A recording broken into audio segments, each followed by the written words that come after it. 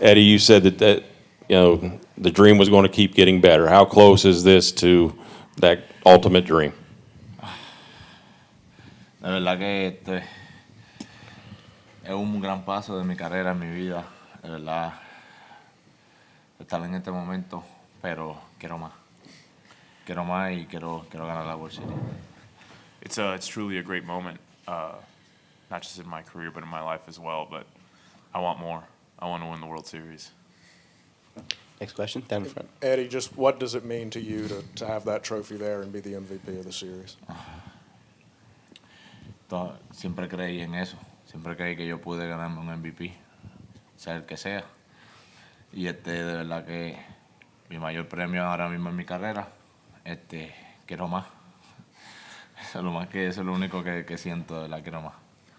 I always believed in myself. I always knew that I could win an MVP trophy like this, and that was something I always hoped for, regardless of what anyone said or thought of me. But like I said before, I want more. Okay. And also, this is obviously my greatest accomplishment in my career so far. This trophy and this award, so something to definitely be proud of. Okay, Dave. Eddie, how does it feel to be in a line of great players from Puerto Rico, but currently so many other guys have kind of got more attention than you? How does it feel? How good does it feel to be recognized as the best player in this series? Se siente bien. Creo que yo he tenido grandes primera mitad en mi carrera. Siempre traté de ganarme un juego de estrella. Creo que me merecí 2 juegos de estrella, pero no se pudo. Pero en algún momento yo dije que algún premio me voy a ganar porque yo soy un buen pelotero y un gran jugador y yo juego para ganar el equipo y ayudarlo a ganar. Yeah, it feels great. I feel like I've had a good first half of my career. I feel like I was vying for 2 All-Star appearances. I feel like I deserved them. That didn't happen, so I kept just vying for the next award or accolade, and this was it. But that's just the way I play. I wanted to, illustrate the type of ball player that I am and showcase that I am capable of doing these things. And I'm just going to keep doing that and giving my best effort to the team and whatever I'm doing. And just to follow up, how good does it feel to hear your name chanted, Eddie, Eddie, just as loud as Freddie, Freddie next to you? Eso me empuja a tener un gran momento. Me ha pasado antes en Minnesota. Creo que son momentos que uno se gana del público. Yo sé que aquí Freddie tenía eso, pero eso ayuda a que el pitcher se ponga nervioso y me tire el pitcher correcto y yo tenga el gran momento. It motivates me. It motivates me to come through in big moments. And that's something you have to earn, and I feel like it was something that I had in Minnesota. And it's definitely an advantage, I feel like, you kind of pitcher hears a little bit and it almost forces him to throw the pitch that you want to see. Okay, Mark. Freddie, how good does this feel? And is it better because you did have to go through that rebuild? You had to go through some tough postseasons here and there. Yeah, this feels pretty good. I think this might be the definition of pure joy. It really is. I really don't. It hasn't hit me at all. I don't really know how to feel.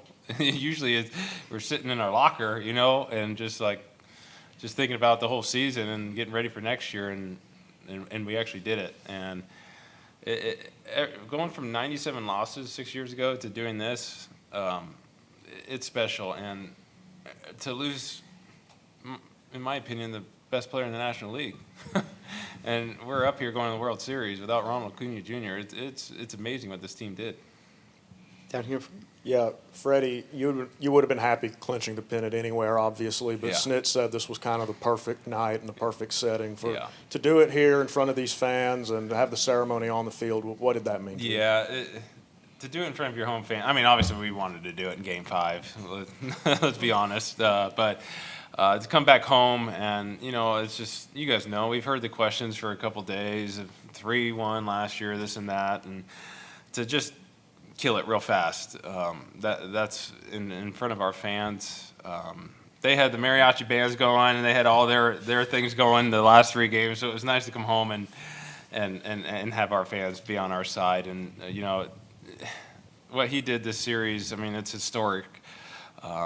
To come up in that situation and hit a 3-run home run with two, it's really unheard of. He just kept. It seems like every single, even his last at bat was a bullet. So hopefully these 2 off days go quick so we can get going again. Far right. Freddie, you've always been known as an aggressive team, hitting and otherwise.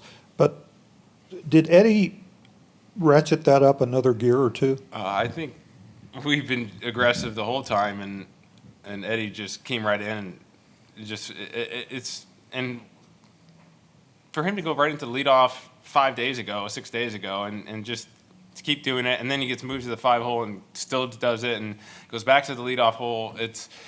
We're a very aggressive team. We're aggressive on heaters, and you know that was our plan and approach today too, to get on his heater. And well, he's been doing it his whole career, so he was just been a perfect fit for us. Okay, Mark. Eddie, when you were acquired, you were hurt. The team was still under 500. At what point in time, when you either while you're rehabbing or when you came back and joined the roster, did you feel like this team had what it took to get to the World Series? O sea, cuando llegaste a este equipo estabas lastimado y estabas recuperándote todavía, pero ¿en qué punto en tiempo tú te diste cuenta y supiste en tu mente que este equipo tenía la capacidad de llegar a esta etapa de la postemporada? Son etapas del equipo. Creo que cuando yo llegué, el equipo estaba peleando para llegar al primer lugar. No estábamos seguros de que íbamos a ganar la división, estábamos peleando por eso. Y yo soy un competidor, yo siempre estoy ready para el momento, y yo desde que llegué de mi rehabilitación vine a hacer el trabajo para demostrarle que yo tengo que estar ahí y que yo voy a ayudar al equipo a ganar, y creo que lo hice. It's everything goes in phases, you know, everything moves in phases. And so when I first got here, it felt like the phase that we were in as a team was just trying to fight for that first place spot in the division and just trying to battle our way into winning the division to get into the playoffs or whatever. And as far as for me, I'm a very competitive person, so I knew right away that I wanted to come in and sort of set the bar in that sense, and just keep fighting for the team and set the tone in that sense. Okay, down here in front. Yeah, Freddie, we keep talking about what Alex did there at the trade deadline, but now that you guys are here, is it safe to say that's one of the greatest trade deadlines in MLB history? I'm going to go with yes. To pick up, well, what he did like before the trade deadline too, getting Jock and just letting us know that we believe in you, and you know, losing Ronald and at the All-Star break, and then what he did getting him, getting Adam back, getting Richard, who helped us tremendously, Jorge. I would have to say yes. I mean, we had to pick up Ronald, and it feels like everyone on the team had picked it up in the second half. I mean, it's 2 different teams really from the first half and the second half if you really look at it. So, and then you know, it took, I think it was around a month till he came too. So we just had little weapons waiting in the wings all over the place, and then we unleashed them, and here we are sitting in the World Series. Over here on the left. Go ahead. Ken. Freddie, there was some those teams in the 90s were some confident teams with a lot of veterans and all that. But it feels like this team might even have more confidence or swagger, as today's term, than any of the Braves teams in the past. It feels like you guys never doubted yourselves even when everybody else did, these last few days especially. Yeah, I just think it's because of what we overcame this year. I mean, we've had like 40-foot potholes that we've hit, you know, like humongous speed bumps. I mean, everything you could possibly see in a road, we hit it, you know, and and we still somehow overcame all that. And I think that's what this team has, is anything we got thrown at us, we overcame it. I mean, you saw we lost Jorge, our leadoff hitter, the last 3 weeks of the season, right before the series, and we're just like, okay, here we go. Let's just figure this out and keep going. And I think that's the thing. And you know, everyone just looks at overall record. It's just been, you know, how this team has played in the second half is what made us feel this confident about ourselves, and what we've overcome is. It's just kind of the whole thing that put it all together, make us feel the way we feel. Okay, we'll take 2 more quick ones, and then we'll get AJ and Tyler up here. Over here on the left. Freddie, I mean, being here your entire career and having the ups and downs and the heartbreak in the postseason, I mean, did you ever allow for self-doubt to kind of creep in and be like, is this ever going to happen for me? No, not for that. Every single year, you come into spring training expecting to get to the World Series. That's been my goal every single year, and you never self-doubt, and you just see what this team has done in the last 4 years, and you could see what was coming through those rebuild years too, and you just get excited, and then you start winning. You win the division. You get to the NLCS last year, and then you get back to the playoffs again this year with everything we overcame. You never self-doubt because, I mean, it is extremely hard to get here, obviously.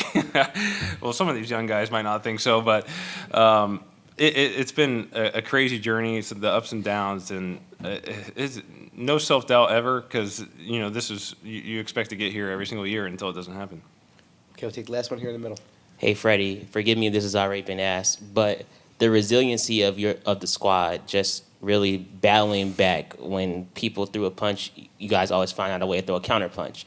Where does that come from? And is that based off of the leadership of the guys that are in the locker room? And how does that help feed down to the younger players as they're going through this process? I think that's just a collective whole as a team. The guys in that clubhouse, in our clubhouse, just it doesn't matter what. I think this whole year showed what the word resilience means. I mean, from pretty much day one. In the first month of the season we lost, Ozuna had his deal. You had Darno, we lost for 3 months. We lost Acuna. We were expecting Soroka to be in April. We just kept getting back up and just kept hitting punches back, and I think that's just the collective whole as a unit that we have. It's just these guys after last year, you could just taste it, and we let it get away, losing the 3-1 lead, and we came back and we had to deal with the questions, and we took that down real fast, and I think that's just the group we have, and that's the character we have.